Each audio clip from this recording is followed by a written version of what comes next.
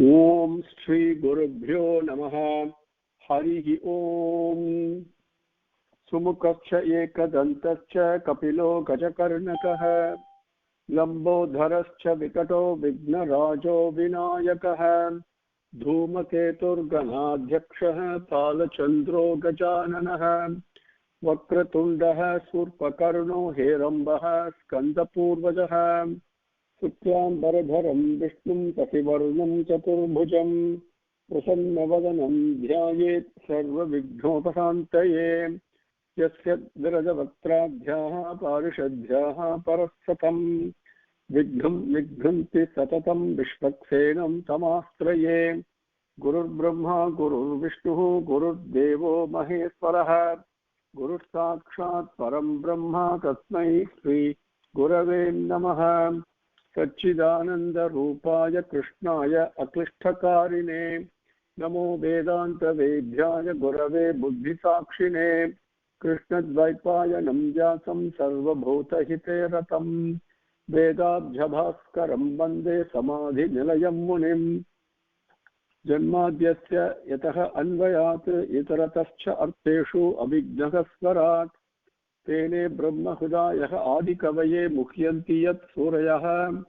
Tejovari Brudam Yatha Vinimayo Yatritru Sargo Mrisha Dhamna Sena Sada Nirasta Kuhakam Satyam Param Dhimahi Dharmaha Prochida Kaitavotra Paramo Nirmat Saranam Satam Vedhyam Vastavam Atra Vastu Sivadam Tapatrayon Modanam Srimad Bhagavate Mahamuni-krute Kimva Parairishvaraha Sadhyo Hridi Avarudhyotehe Atra Krutibihi Sutrushibihi Takshanat Nigama Kalpataror Galikam Palam Sukhamukhat Amritadrava Samyutam Pivata Bhagavatam Rasamalayam Muhuraho Rasikaha Bhuvi Bhavukaha Narayanam Namaskritya Naranchaiva Narottamam Devi Saraswati Vyasam Tato Jayam Udirayet. Now with Swami's grace, let us take up. We were going through Slokams 13, 14, 15, 16, 17 and 18 in Adhyayam 28 in Skandam 3. And in that context, we took up and briefly went through the Pada Arthangal of the very first Slokam in Srimad Bhagavatam, Janmadhyatyaha. Okay, that Slokam we went through that talks about the one Parabrahman Ekam Sat. Then we also took up in Bhagavad Gita, Adhyayam 8, Akshara Brahma Yogam. Slokam 7, 8, 9 and 10, we covered Slokam 7. Tasmat sarveshu kaleshu mam anusmara yudhyacha mayi arpita mano buddhihi mame vaishyati asamsayaha. So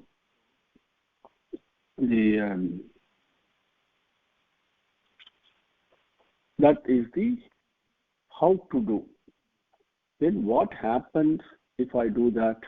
This is what Kapila Bhagavan is describing the end of this activity very beautifully in Slokams 13 through 18, which we are going to take up. We saw the overall meaning. Padarthanga we will take up after completing and going through the Slokams 8, 9 and 10 in Adhyayam 8 and Akshara Brahma Yogam in Bhagavad Gita. In Slokam 8, Swami says, Abhyasa yoga yuktena chetasa na anyagamina paramam purusham divyam yati partha anuchintayane. Exactly. Abhyasa yoga yuktena partha. Abhyasa yoga yuktena. Determined, persevering, continuous, without giving up the practice. Practice what needs to be done has been described.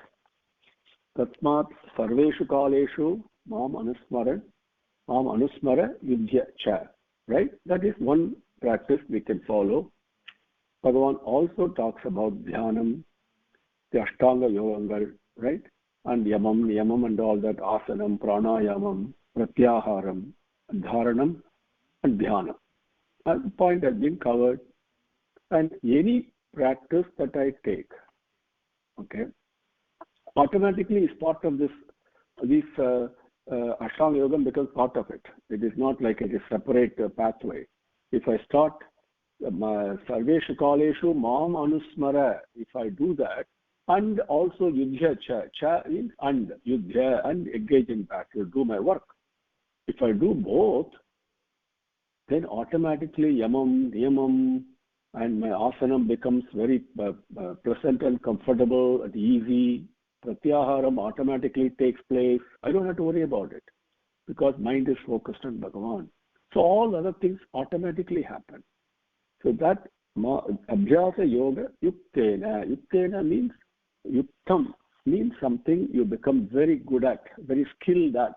Only by practice we become perfect. So that appeals to the Chetasaha. Na Anyagamina. Without seeking anything else.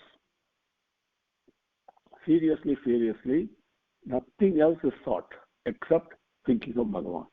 That's all. Maya arpita mano buddhihi. That's all. Samarpanam. Whatever I miss it, doesn't matter. I can offer it again. This practice becomes, starts slowly and progresses steadily and becomes continuous with Bhagavan's grace. At that point, then Anyagamina Chetasaha. Mind does not think of anything else, does not desire anything else. Then Anu Chintayane, Anu, next to, in proximity of, close to, in the company of, Chintayane, thinking of Bhagavan, keeping him in my mind all the time. Anu Chintayane. This one, Abhyasa Yogi Yuktena, if I do this, Paramam Purusham Divyam Yati. This Paramam Purushan, the Supreme Bhagavan, effulgent Bhagavan, Yati, he attains.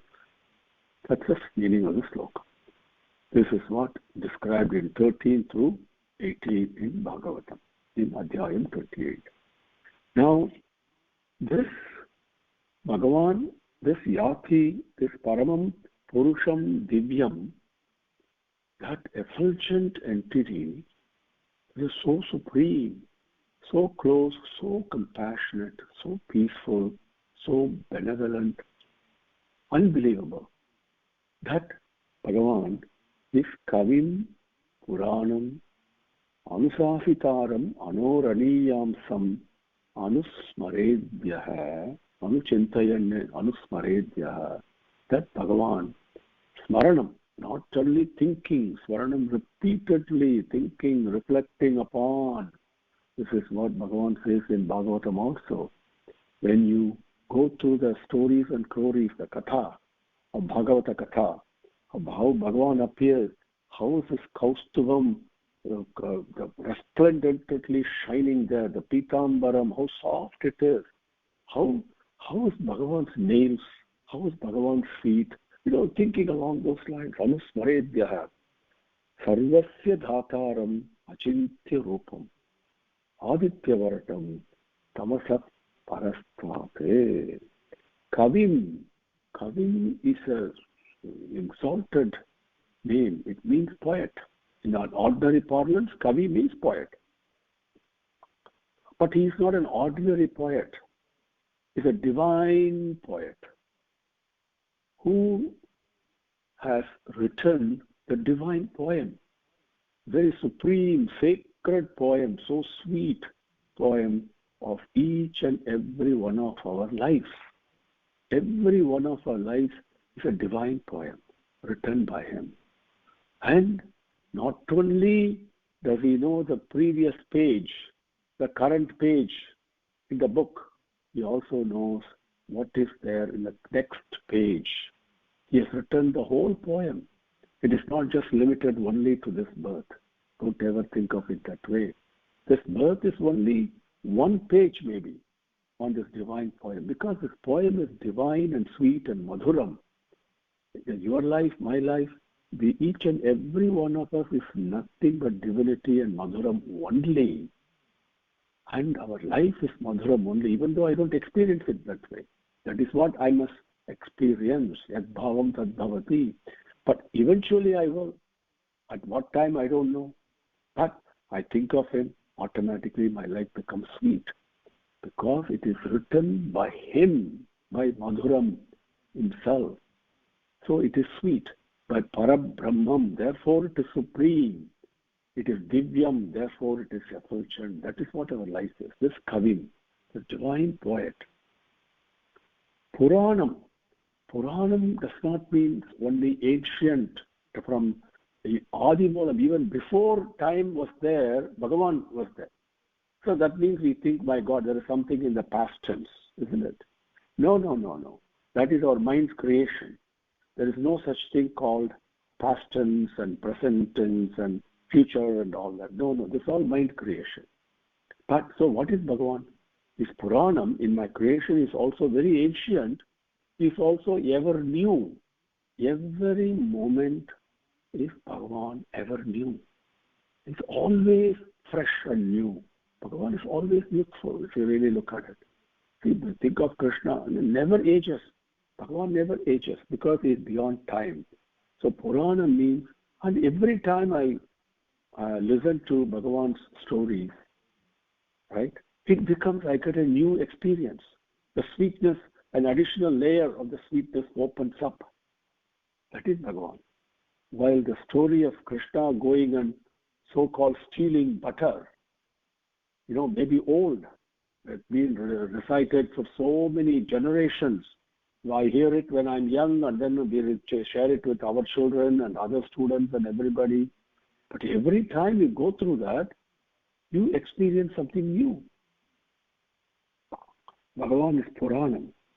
Anusasitaram, the master.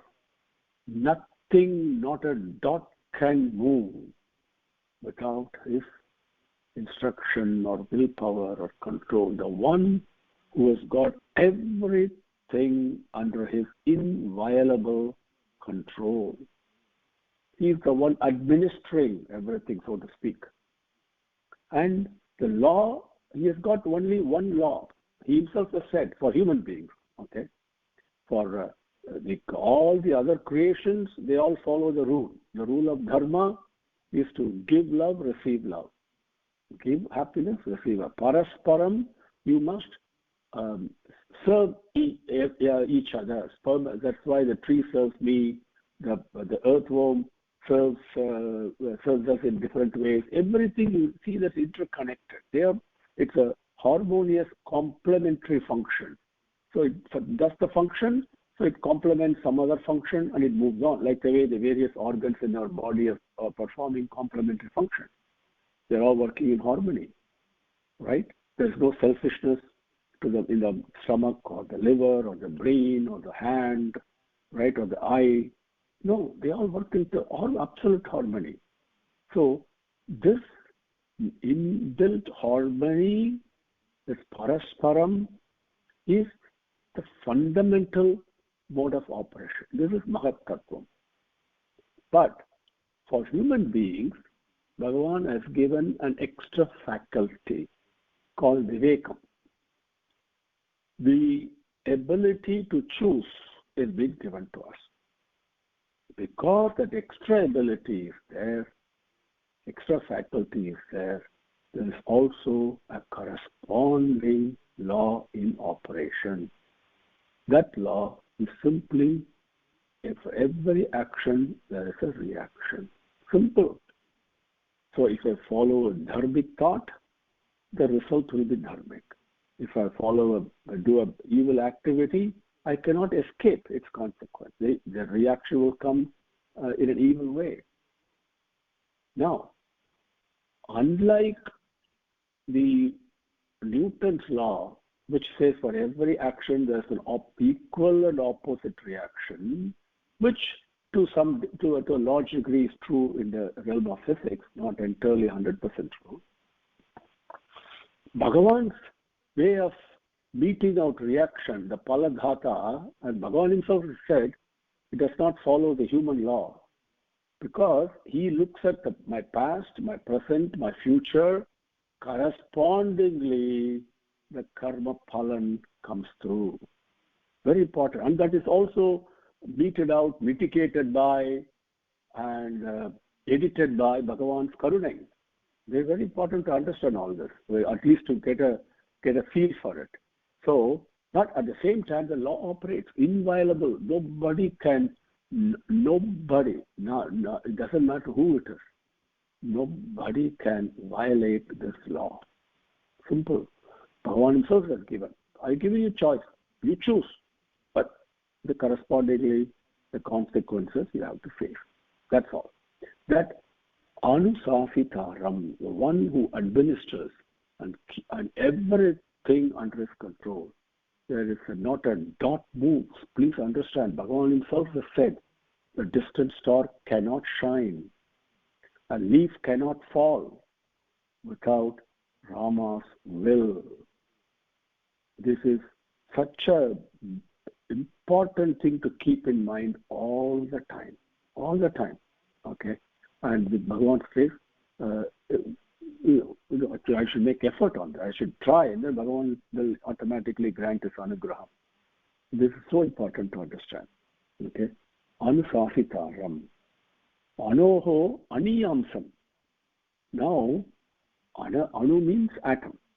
Even before the modern science discovered atom, the ancient elders already had discovered all this. So let me not go into that. So, anoho, even to an atom, okay, even compared with an atom, aniyamsam, smaller than that. Now, what does this mean? Our mind, the intellect is so dented, okay, and so dull. Immediately I start thinking in terms of quantity, because that is what I understand. Everything under measurement, under limits, then only I can cognize it. Something that is infinite, I cannot cognize. All right? Because I've got limitation. In the creation is limited. Creator is unlimited. Now, so when I think in terms of an atom is, so many microns and there's a smaller, it is not that way. It is subtler than the subtlest. Extremely sukshmam. Okay? Anoraniyan. Mahato Mahyan also. He is greater than the greatest. I mean, larger than the largest. Larger than the whole universe, if you want to look at the size. Why? And that is even a drop, not even a drop, even a taste of the selfless love. How big it is. Think. Can you put a limit to that? So it is Anoraniyan, Mahato Mahyan. So here, Anoho Aniyam Sam.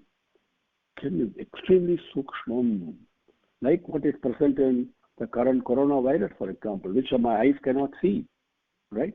Bhagavan is shining in that. He's even smaller than that.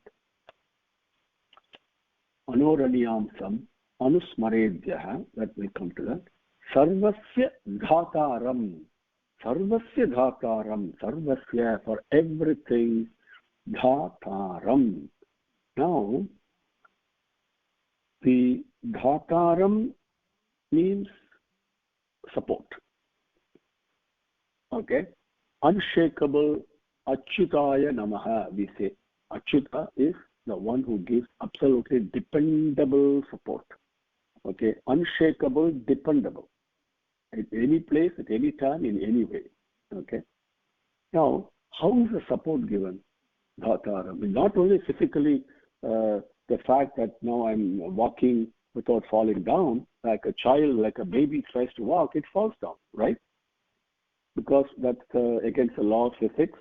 We know the center of gravity for each one of us is such that when we walk, we are supposed to fall when I take one step. But I don't do that. We call it faith, we call it practice or whatever. But what is it? On a physical level, you can see the support very much present. What is it that digest the food that I take, right? The energy, the Shakti, whatever you call it, that supports that my nourishment and makes sure the body is functioning the way it should, etc., etc., etc., right? Everything in our life, not only the body, the mind, the emotions, the aspirations, whatever you want to call it. Bhagavan is supporting, giving us, bringing us here and making us listen to his stories and Gita and all that.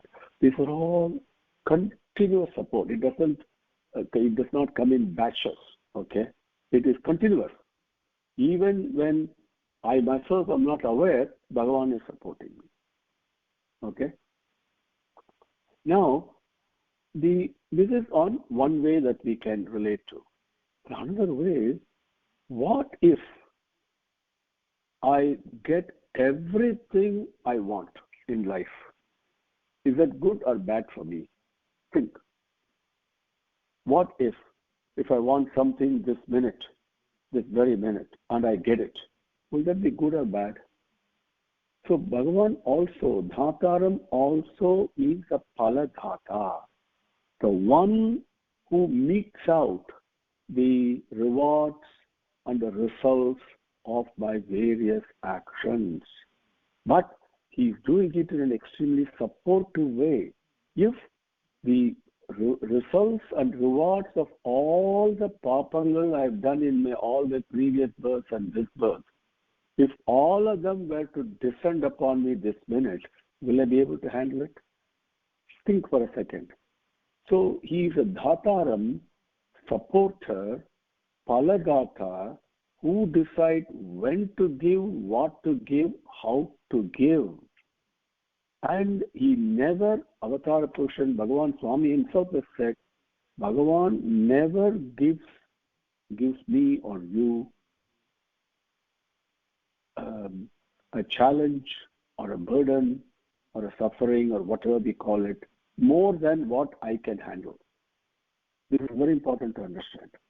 Okay, more than what a person can handle, it will not be given to that person. That is Dhataram, that is support. So Sarvasya, not only for you and me, but also for all the Jantukal, all from the right from the mountain to the rock to a speck of sand to everything, Sarvasya Dhataram. Achintya Rupam. The Rupam, we can cognize a form. It's very difficult to cognize an empty space, cognize nothingness, right? A void. Very difficult. But the Rupam, Bhagavan's Rupam, now in Bhagavatam, Bhagavan is going to describe the Srimad Narayana Swarupa. Okay, Chankachakra Gadavani and Pidambaradhari and all that, Kausubhadhari. So these will be beautifully coming. So that one I can picture that in my mind. But Bhagavan is beyond that. He is formless, Achintya Rupam, beyond the thinking process, beyond the mind. Okay. Yato vacho nivartante aprapya manasa saha. Yato vacho nivartante aprapya manasa saha. This is the Upanishad, where the words and the mind go to capture him, to bind him, but return in utter defeat. Mind is beyond the ability of mind to conceive, okay, to even imagine. Whatever I imagine, that is Bhagavan, but he is also beyond that. I cannot capture him. Achintya Rupam. Aditya Varnam, effulgent. Why? The comparisons are always given for us to relate to. Sun is something we know is highly effulgent, right? We know that. If you look at especially the noon sun, we can't even look at it. It is so bright and so effulgent. Now, Aditya Varnam, here the comparison we give, the effulgence in Aditya is coming from Bhagavan, divine effulgence only. That is only one hamsam of it. But Bhagavan's effulgence is something that's indescribable. But for my mind to relate to, highly effulgent. How effulgent is he? Now the sun's effulgence also produces heat. My eyes cannot see it. Really, if you go try to see a noon sun, not possible. Whereas Bhagavan's effulgence is extremely cool. very cool, very santam, very bright. It's very bright, but your internal eye can enjoy that beautifully, right, without a break. So Aditya Varnam Tamasa Parastat. Tamasaha means darkness, it means ignorance. In our daily life, we can see that light is always beyond the darkness. Darkness goes away, immediately you see light. What does light mean? I go to a dark room and turn the switch on, immediately the light comes on. What does it really mean? It means the light that is present, when the darkness vanishes, what is present is light. In our case, when the ignorance goes away, what is present is Bhagavan Manti. So, Tamasaha Parastat, he is beyond the realm of darkness. Darkness is simply means, for you and me, is equal to selfishness and self-aggrandizement. Ahamkaram, mamakaram. As Bhagavan himself has described in Bhagavad Gita, as Swami himself has very beautifully described this, as translated in English by Professor Kasturi, a great soul. It is selfishness and self-aggrandizement. Man minus selfishness equal to God. Simple. Now, that's all the equation is. So, Tamasaha Parastat means Bhagavan is shining in brilliance, in the most subtle way, everywhere, subtler than the subtle, and controlling everything, and also guiding, written out the whole script of my life, not only this birth, but the whole journey, for the divine journey that I have embarked, that he has put me on to get back to the lotus feet. Everything is done. But he can be seen only when I give up my selfishness. And that selfishness I don't have to give it up. When I think of Bhagavan, the selfishness goes away. It's as simple as that. When I switch the light on, the darkness goes away. Like that, Anusmaredhyaha, one keeping him in mind always, this Tamasaha Parastat, this darkness, will automatically vaporize. And Anusmaredhyaha is same thing as Anuchintayan, and that comes from, that is the same thing from the previous Slokam. Tasma sarveshu kaleshu mam anusmara vidyacha. And my arpida manobuddhi. Samarpanam, you do this manas and buddhi and all these things that you think you are doing, imagining, and patting yourself on the back and criticizing yourself, whatever it may be, aspirations, feelings, whatever, likes and dislikes, all these things are part of manas and buddhi only. Give it to me, he says. Don't hold back. Give it to me. And just think of me. Give it to me. But giving it to me means what? I have to think of him. And carry on your work. Automatically, this Kavim, Paramam Purusha Divyam Purusham, that Kavim Puranam, Anusahitaram, Anoraniyamsam, Sarvasya Dhataram, Achintya Rupam, Aditya Varnam. That Yati, that will be manifested from within. The Anusmaredhyaha, keeping him in the closest company, the most closest person is Bhagavan. Keeping him like that in the mind. Then comes the Slokam number 10, which we will take up with Swami's grace in our next session. Om Sri Gurubhyo Namaha Harihi Om Samastalokaha Sukhino Bhavantu Samastalokaha Sukhino Bhavantu Samastalokaha Sukhino Bhavantu. Om Shanti Shanti Shanti Harihi Om.